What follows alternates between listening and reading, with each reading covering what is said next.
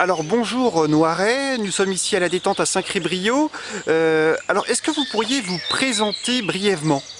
Je m'appelle Jean-Michel, mon prénom, Noiret, je suis picard, je suis né à Corbie, et je suis comédien et chanteur-interprète, voilà. Alors Auteur, compositeur, interprète. très bien, le 13 juin ici vous donnerez un concert. Est-ce que vous pourriez rappeler dans quel cadre se situera ce concert? Et ben c'est pour le 40e anniversaire du mini-golf de Saint-Cré-Briost, voilà. Et c'est un endroit que j'aime beaucoup, donc on va venir faire un petit peu la fête et partager ça avec, j'espère, un maximum d'amis qui seront présents, voilà quoi. Alors je crois que c'est un lieu qui vous laisse pas indifférent dans le sens où vous l'avez fréquenté dans le passé. Ben, moi j'ai découvert ce lieu dans les années 90, donc ça fait déjà quelques années. Parce que j'habitais à côté, à Marchais-le-Pot, et voilà, quand je faisais du vélo, j'ai découvert ça un jour, j'ai fait, oh, bien, c'est au milieu de la campagne, au milieu de rien, des champs, ce petit endroit de verdure, un petit côté paradis comme ça, avec l'eau, voilà, un petit peu ludique, c'était très sympathique. Donc, bah voilà, aujourd'hui c'est l'anniversaire, on va venir partager ça ensemble, quoi. Alors le 13 juin, à quel concert doit-on s'attendre? Eh ben moi je chante mes chansons, c'est du blues, c'est de la chanson française, c'est des influences africaines, et un petit peu musique du Nord, je chante un chopin en picard, un peu en français, des chansons d'amour, des chansons de texte où je parle un peu de ma région, je parle de mes origines, des racines, voilà. Alors la Picardie finalement c'est une région à laquelle vous êtes resté très attaché. Oui, c'est mes racines, voilà, je crois que j'ai tout dit.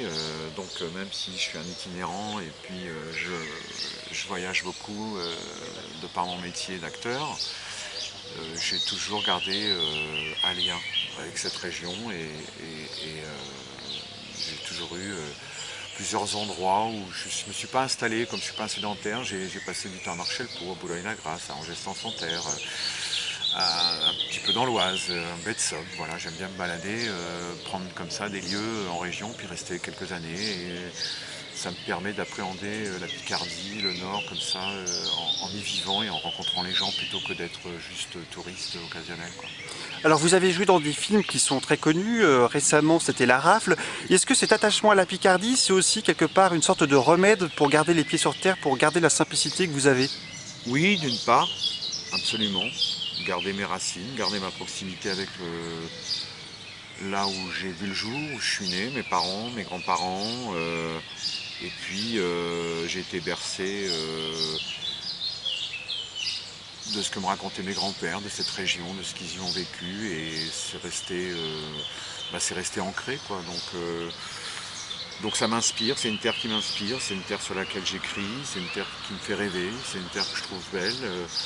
Et c'est une terre où il est bon de revenir comme ça régulièrement et même voir le plus souvent possible dès que j'ai fini un tournage ou je sors du théâtre, je reviens vite, quoi. Voilà. Alors justement, vous êtes très connu comme acteur, vous l'êtes moins comme chanteur, même si finalement ça commence à être connu aujourd'hui. Et je crois que la chanson, c'est l'occasion, c'est le terrain pour vous d'exprimer cet amour de la Picardie. Ça a été, oui, puisque c'est parti du one-man show de Maurice l'Indomptable, qui a été créé en 90, qui était l'histoire d'un Nacho Picard tête de l'arc. Et au milieu de ce spectacle, ben voilà, je racontais un petit peu mon histoire d'ici, et j'y ai mis quelques chansons. Et c'est parti de là, en fin de compte. Petit à petit, ben, je me suis mis à écrire de plus en plus.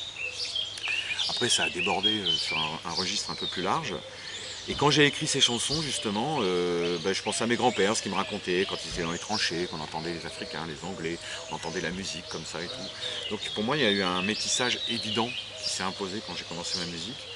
Et, euh, et c'est un voyage, l'écriture, la musique, c'est un voyage qui m'a fait rêver, qui fait rêver les autres. On partage bien l'histoire et oui, c'est une façon d'affirmer mon identité.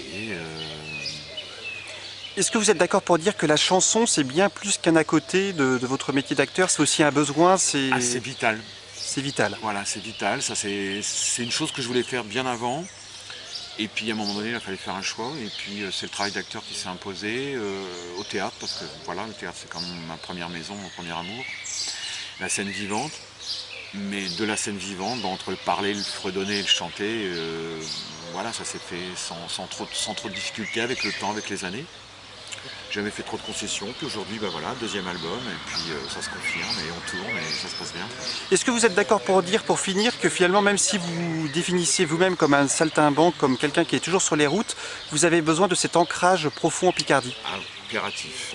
Je pense qu'on a besoin de ses racines de toute façon, quelles que soient ses origines, de quelque pays que ce soit ou d'où qu'on vienne. Je pense qu'on ne peut jamais oublier de là où on vient, sinon on est perdu, quoi. Voilà. Eh bien, très bien, ce sera le mot de la fin. Je vous remercie beaucoup. Mais c'est moi qui vous remercie.